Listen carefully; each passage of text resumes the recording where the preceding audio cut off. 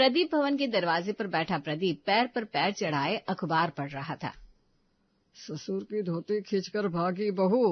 गनीमत था कि ससुर ने अंदर पहन रखी थी ट्राउजर। तहजीब भी नहीं रह गई भगवान। आज कल अखबार वाले भी पता नहीं क्या क्या न्यूज छाप देते हैं। फिल्म इंडस्ट्री में क्या हो रहा है देखते हैं। गफूर फैमिली जो अपनी एकता के लिए जानी जाती है, वहां हुआ एक बवाल। बहुओं ने कहा पैसे दो खाना दो। मुंह बनाता प्रदीप न्यूज़पेपर को लपेटकर वापस टेबल पर रख देता है और अपनी धोती संभालता हुआ घर के अंदर आ जाता है। विक्रम की माँ, ओ विक्रम की माँ, 3 दिन हो गए बहुओं को अपने मायके गए हुए। अब कहिए वापस आ जाए या फिर वहीं रहना है तो अलग बात है। अपने बालों को पोंछता हुआ पवन कमरे से बाहर आता है। वहीं रहने की बात कहाँ से आ गई पापा? शादी हुई हमारी और माँ से पूछ कर तो गई थी अनुष्का। फोन आया था उसका रात को। मैंने कहा 1 दिन और रुक जाओ, उसकी दादी की तबीयत ठीक नहीं है ना। अनुष्का की दादी की तबीयत ठीक नहीं है तो फिर साक्षी की तो दादी ही नहीं है। हाँ पापा, दादी तो नहीं है, पर वो क्या हुआ, उसकी ना बस छूट गई थी, नहीं तो अभी दोपहर तक पहुंच जाती वो। मैंने दूसरी बस कर दी है, रात तक आपकी बहू सामने मिलेगी आपको। और आइंदा से ध्यान रहे विक्रम की माँ कि दोनों साथ में घर से ना जाए, खाने पीने की दिक्कत हो जाती है। ये तो अपने बेटों से कहिए ना आप। मुझसे तो इजाजत नहीं लेकर गई थी। मुझे तो बस बताया गया था कि हाँ मम्मी जी मैं मायके जा रही हूँ। आगे पीछे भी जा सकती थी दोनों, लेकिन दोनों को एक ही वक्त पर जाना था। इधर विक्रम साक्षी को मैसेज करता है, उधर पवन अनुष्का को कॉल मिला देता है। माहौल बहुत गर्म है, पापा जी चिड़े हुए हैं, लगता है कुछ हुआ है। तुम जल्दी से जल्दी आ जाओ। अभी तो मैंने मैटर संभाल लिया है, पर अगर तुम्हें आने में देरी हो गई तो यहाँ मेरा काम खत्म होता दिखाई देगा। पूरे 6 महीने के बाद अपने मायके आई हूँ मैं पवन जी, ये कोई बात हुई? इतनी जल्दी मैं नहीं आऊंगी। मतलब तुम चाहती हो कि मेरे काम पर बना है? तुम्हें पता है ना मेरा खुद का धंधा नहीं है। आज भी सारी प्रॉपर्टी और बिजनेस पापा के नाम है। भविष्य का सोचो अनुष्का। दादी जी को देखने के लिए वहां बहुत सारे लोग हैं। प्लीज आ जाओ। अगर आज तुम नहीं आई तो मैं भी वहीं आ जाऊंगा, क्योंकि पापा फिर मुझे काम से निकाल देंगे। और रात के खाने तक दोनों बहुएं अपने ससुराल पधार जाती हैं। मैं फटाफट रोटियां बना देती हूँ, तो सब्जी की तैयारी कर ले। फ्रिज में सब्जियां तो होगी ना भाभी? नहीं हुई तो सब्जी कैसे बनेगी? आते वक्त आलू, शिमला मिर्च, पत्ता गोभी सब लेती आई हूँ मैं। फिक्र मत कर, चल जल्दी से रसोई में चल। और इसके पहले कि मम्मी जी हम दोनों को देखकर 4 बातें सुनानी शुरू कर दें और पापा जी घर पहुंच जाए, जल्दी से हम रात के खाने की तैयारी कर लेते हैं। दोनों बहुएं अभी अपने मायके से ससुराल उतरी ही थी। मुंह धोने तक का वक्त नहीं मिला उन्हें। भागती हुई दोनों रसोई में जाकर खाने की तैयारी में लग जाती है। आधे घंटे में खाना तैयार हो जाता है और फिर जाकर दोनों हो जाती हैं फ्री। मैं जाती हूँ अब नहाने भाभी, पूरा शरीर चिपचिपा रहा है। गर्मा गर्म खाने को ढककर अनुष्का नहाने चली जाती है और उसके बाद साक्षी अपने मायके से आए हुए तोहफे को लेकर दोनों बहुएं मीना के कमरे में जाती हैं। आ गई ससुराल की याद? मुझे तो लगा इस बार 6 महीने मायके में ही रहने वाली हो दोनों। अरे नहीं मम्मी जी, हमारी तो शादी हुई है इस घर में। 6 महीने अगर मायके में ही रहना होता तो शादी करते ही क्यों? और वैसे भी मैं तो आपसे पूछ कर गई थी। पूछने और बताने में फर्क होता है बहू। और तुम दोनों आजकल जो ज्यादा सखी बनी रहती हो ना, ये मत ही बनो। माफ कीजिएगा मम्मी जी, वो दादी जी की तबीयत बिगड़ गई थी ना, इसलिए हड़बड़ी में जाना पड़ा, नहीं तो मैं नहीं जाती। अब जो हुआ सो हुआ, मम्मी जी भूल जाइए। देखिए हम क्या लेकर आए हैं। मेरी भाभी ने आपके लिए साड़ी भिजवाई है और पापा जी के लिए ये कुर्ता। मेरी मम्मी ने भी 2 सूट के पीस भेजे आपके लिए मम्मी जी, और जेठ जी के लिए ये शर्ट। अब तो आप बाहर आने जाने में भी सूट पहनने लग गई है ना, तो मम्मी को लगा सूट भेजना ही सही रहेगा। ऐसे कुर्ते तुम्हारे पापा जी पहनते क्या बड़ी बहू? तुम्हारी भाभी भी ना पैसे बचाने में रहती है। पसंद नहीं आया कुर्ता मम्मी जी, तो मैं फिर वापस रख लेती हूँ। तेरे क्या काम आएगा ये कुर्ता? पहनकर नाचेगी क्या? सूट पीस भी मेरे लायक नहीं है अनुष्का। जितने की सूट पीस नहीं है उतने तो सिलवाने में पैसे लग जाएंगे मेरे। खैर अब जो लाया है रख लेती हूँ। अपनी बहुओं के लाए हुए गिफ्ट को मीना अपनी अलमारी में ताला लगाकर रख लेती है और बाहर टेबल पर जाकर खाने बैठ जाती है। सभी खाने के टेबल पर बैठे हुए थे और दोनों बहुएं खड़ी थी। देख लो, तुम दोनों के कारण तुम्हारी सास को कितनी तकलीफ झेलनी पड़ गई। 2 सब्जी, पराठे, चटनी, इतना सब कुछ इस उम्र में बनाना आसान काम है क्या? ऐसा नहीं है कि तुम दोनों नहीं थी तो हमें किसी चीज की कमी हुई, पर अपनी जिम्मेदारियों की समझ होनी चाहिए तुम दोनों को। ये खाना मैंने और जिठानी जी ने बनाया पापा जी, हम आते ही रसोई में चले गए थे। बता तो ऐसे रही हो बहू जैसे राशन भी तुमने ही डलवाया है रसोई में। सिलेंडर में जो गैस है वो तुमने ही भरा है। मेरी रसोई में नमक से लेकर तिनके तक सब कुछ मेरे पैसे का लाया हुआ है। अगर ये सब कुछ तुम दोनों का होता तब तो हमें खाना भी नसीब नहीं होता। क्यों विक्रम की माँ? विक्रम खाने की प्लेट को देखा जा रहा था, उससे एक निवाला भी निगला नहीं जा रहा था। और इधर घर की बहुओं से प्रदीप और मीना की बातें।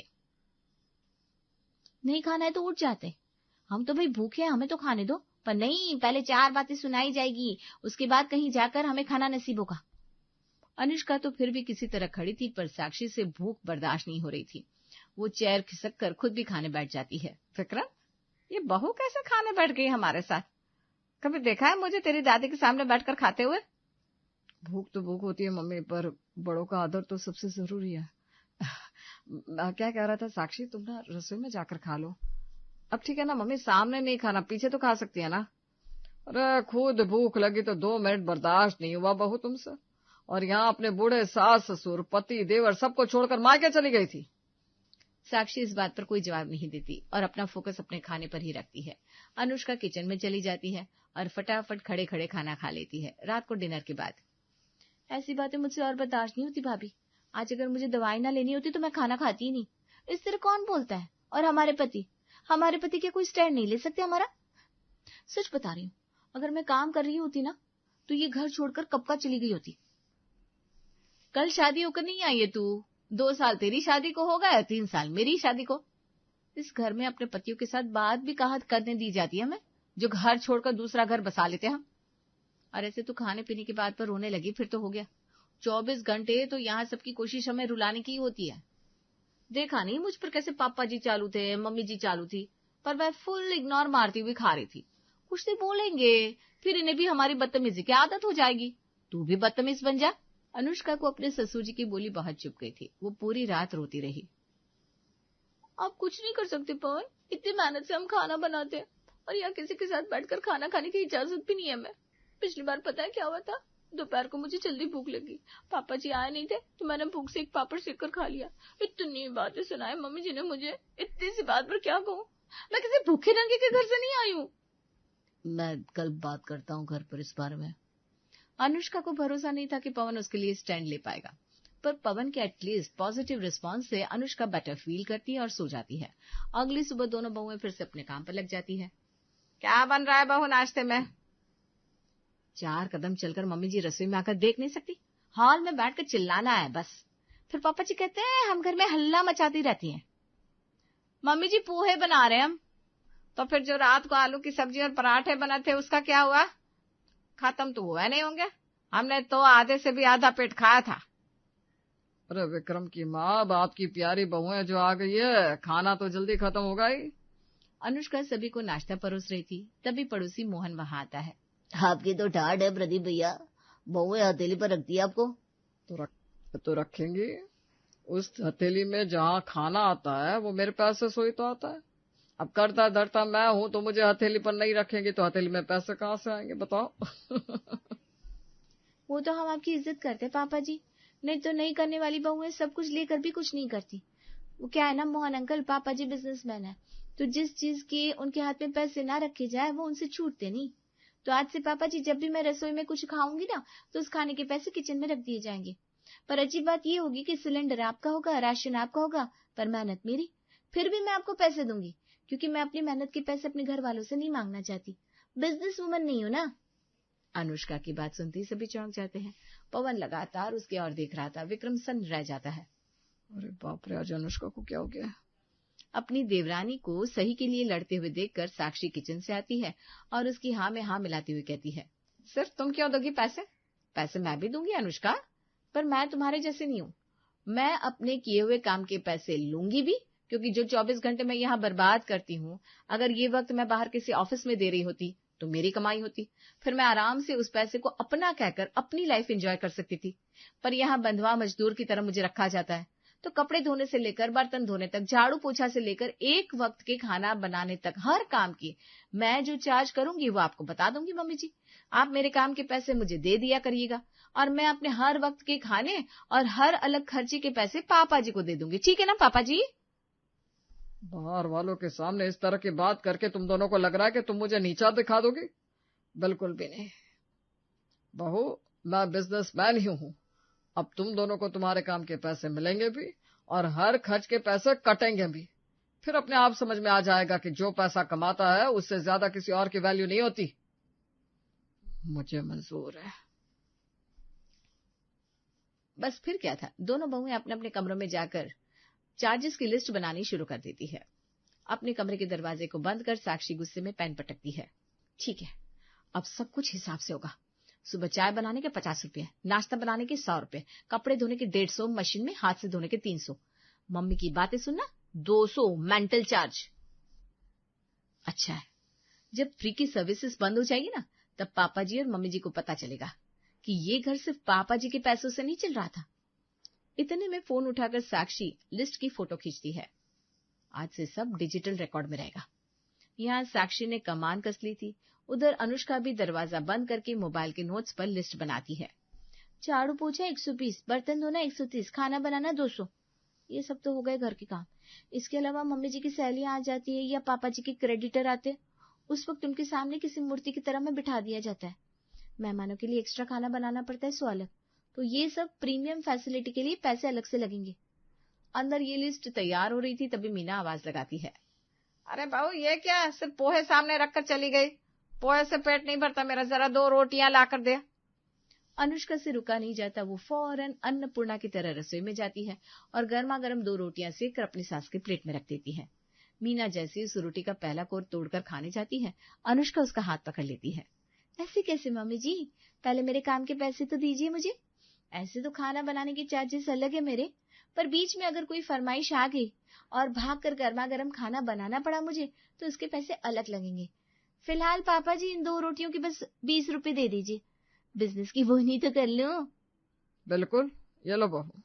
वैसे अच्छा लगा जान करके तुम्हारी लिस्ट तैयार है, पर मुझे तो लिस्ट बनाने की जरूरत ही नहीं पड़ी। मेरी ओर से एक ही रेट लगेगा, एक वक्त खाने के 500 रुपए, और अगर कुछ स्पेशल बना तो 700। बाहर शॉपिंग मूवी पर बिल्कुल जाओ, पर अपने पैसों से। और विक्रम और पवन, महीने के जो 25,000 तुम दोनों को मिलते हैं, उसे ऑनलाइन ही खर्च करोगे तुम दोनों। मैं हिसाब देखूंगा। अगर मुझे जरा भी लगा कि तुम दोनों अपनी पत्नियों की मदद करने की कोशिश कर रहे हो, तो प्रदीप वस्त्रालय में तुम दोनों का आखिरी दिन होगा। नाश्ते के बाद प्रदीप अपने बेटों के साथ दुकान के लिए निकल जाता है। ये पापा जी ने तो अलग ही रगड़ा कर दिया। 500 तो कमाएंगे भी नहीं हम, और 500 का खाना खाएंगे कैसे? खाएंगे क्यों नहीं भाभी, बिल्कुल खाएंगे। अभी कपड़े धोने बाकी है, फिर बर्तन भी धुल लेंगे, फिर दोपहर का खाना बनेगा, हो जाएगी कमाई, डोंट वरी। इतनी मेहनत से पैसे कमाएंगे, एक बार में खाने पर लग जाएगा। कितने रीजनेबल रेट लगाए थे मैंने अपने काम के, पापा जी ने तो धोखा कर दिया। दोपहर तक के काम हो जाने के बाद दोनों बहुएं खाने बैठती है। पापा जी तो पक्का बिजनेसमैन निकले, आज झाड़ू पोछा करने से ही मना कर दिया। और मम्मी जी ऐसे तो भर भर कर कपड़े निकालती है, पर आज देखो भाभी, मैं एक्स्ट्रा चार्ज ना कर लूं इसलिए गिनकर कपड़े निकाले। इतनी मेहनत से कमाए हुए पैसों को तो खर्च करने का मन ही नहीं कर रहा। और 2 लोगों में एक खाने का प्लेट है और 200 रुपए कैश, इसमें क्या होगा? खाने की प्लेट रसोई में रख ले, हम स्विगी कर लेंगे। इसी तरह एक हफ्ता निकल जाता है। साक्षी और अनुष्का घर का काम करती और कमाए पैसे से खाना ऑर्डर करके खा लेती। इस तरह ना पापा जी की अकल ठिकाने आएगी, ना ही प्रॉब्लम का सोल्यूशन निकलेगा। मैंने कुछ सोचा है, इधर आ। अरे वाह भाभी, आप ही हो जो कुछ कर सकती हो। अगर जो आपने सोचा है वो सही हो गया ना, तो मजा आ जाएगा।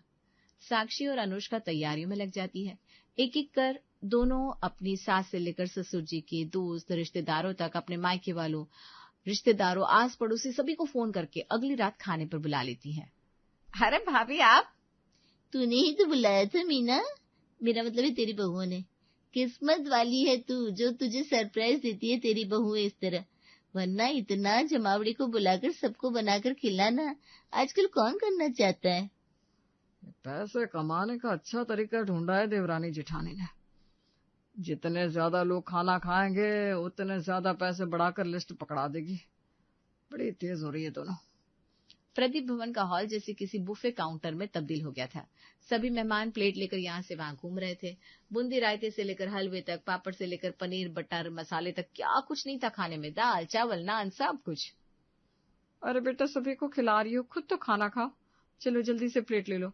अनुष्का प्लेट उठाती है और सबसे पहले अपनी प्लेट में मीठा रखना शुरू कर देती है। याद है ना पापा जी ने क्या कहा था, अगर अच्छा खाना खाओगी तो एक्स्ट्रा चार्जेस लगेंगे। तो अगर तुमने चावल और रायता और बाकी मिठाइयाँ खाई तो 700 उसके, और फिर नान वगैरह ले लिया तो 700, यानी 1400 रख दो। इसके बाद साक्षी भी अपनी प्लेट डालनी शुरू कर देती है। साक्षी जब भी कोई खाने की डिश लेती, अपने ससुर जी के हाथ में जाकर पैसे पकड़ा देती। ये क्या हो रहा था कोई समझ नहीं पा रहा था। अरे प्रदीप, ये क्या हो रहा है? जब भी बहुएं कुछ खाती है तुझे आकर पैसे क्यों देती है? हमारे घर में यही होता है दादी जी। ये आपकी दोनों बहुएं इस घर में पैसे देकर ही खाना खाती है। वो क्या ना, पापा का कहना है कि बिजनेस उनका है, घर उनका है, तो वो जिस चीज पर चाहे कंट्रोल कर सकते हैं, इसलिए खाने के भी चार्जेस लगते हैं यहाँ। फिर तो ये घर प्रदीप का भी नहीं है, उसके बाप का है। उसका बाप तो रहा नहीं, यानी सब कुछ मेरा है। तू निकल यहाँ से प्रदीप। बचपन से ही तू बिजनेस संभालने लगा था, पर मुझे नहीं पता था बिजनेस तेरे दिमाग में इतना बैठ जाएगा। इस बार तो तुझे माफ कर रही हूँ, पर अगली बार तेरी कोई भी शिकायत मेरे कानों तक आई तो बिजनेस से लेकर घर तक सबसे बेदखल कर दूंगी।